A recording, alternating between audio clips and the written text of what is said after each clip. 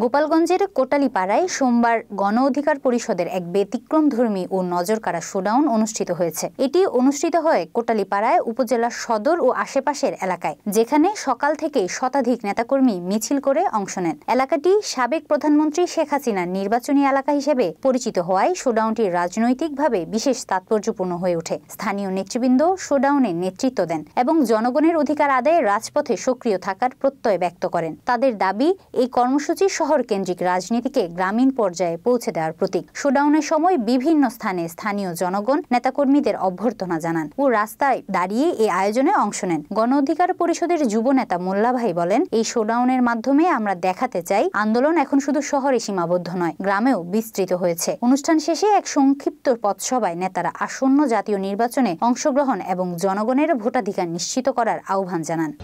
মানুষের জন্য কাজ করব গণ অধিকার পরিষদ, কারো দালালি করার জন্য রাজনীতি করতে আসি নাই।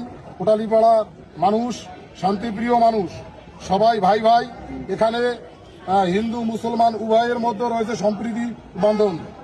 কোটালীপাড়া কোনো সন্ত্রাসী চাঁদাবাজ নাই, তবে কেউ যদি সন্ত্রাসী চাঁদাবাজি করতে আসে তাহলে সাধারণ মানুষকে সাথে নিয়ে তার ধাক ভাঙ্গা জবাব